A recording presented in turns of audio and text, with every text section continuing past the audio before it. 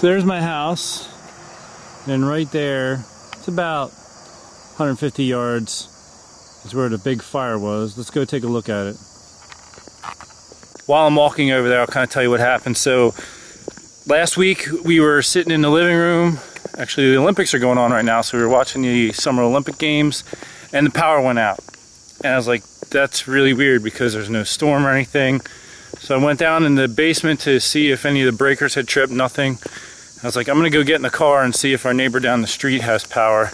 Because it was at like 8:45 in the evening, so it's kind of dark. So, you know, obviously their lights would be on.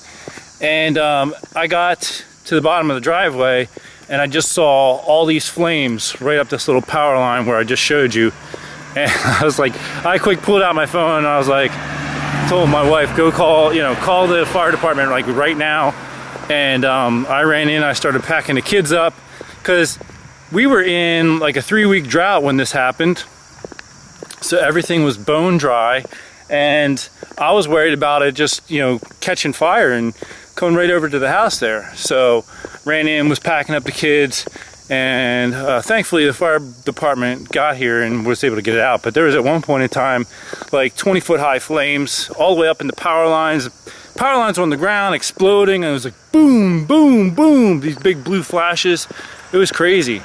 The next day my neighbor called me and said that his nephew was one of the responders to this fire, and apparently a black bear had climbed up a tree and the tree must have been dead or something. It fell over and into the power lines, essentially electrocuted and started the bear on fire. Electrocuted the bear, started it on fire, and that's actually how this thing started. Apparently it was a black bear. So let's cut in the woods here and go check it out. This is the trail that the firemen basically beat down running in here to put this fire out. So here's the site. Now all these trees, I mean, they're all dead on the ground, and there's a lot of ash trees that are dead from the emerald ash borer killing them, such as, like, I don't know if that's an ash right there. It could be a pine or an ash. But there's all these dead trees all through here. And, you know, when the fire started, I was like, oh man, this whole thing could just go up real quick. But we were lucky.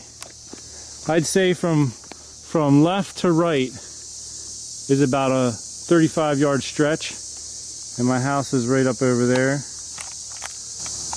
But praise the Lord, they got it all put out in time. I'm very grateful for that.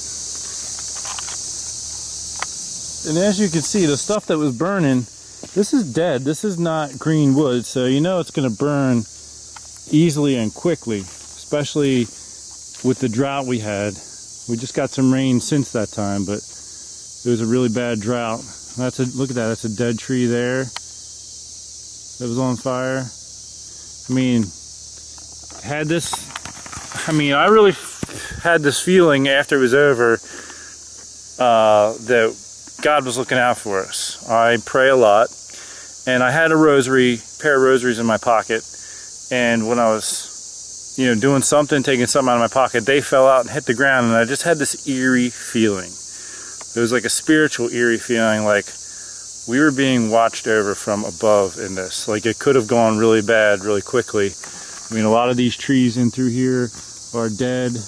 You know, they would have gone up and burnt very easily. It could have, you know, it could have been a huge forest fire in no time at all, especially with the wind that we had that day. So I am thanking God. Thank you, God, for protecting me and my family.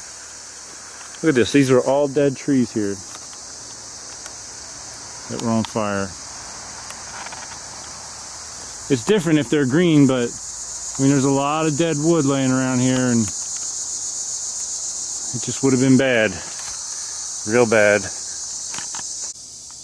Look, all this brush is all dead. It would have been easy kindling. Going right up through here, another dead tree right there, more kindling, and that goes right over to my house, which is right over there.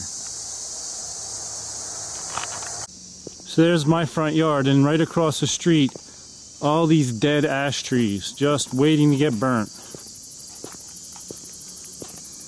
And there's the power line. So it was a scare. We were without power for the rest of that night. But again, thank you, God, for protecting us. We appreciate it. God's good.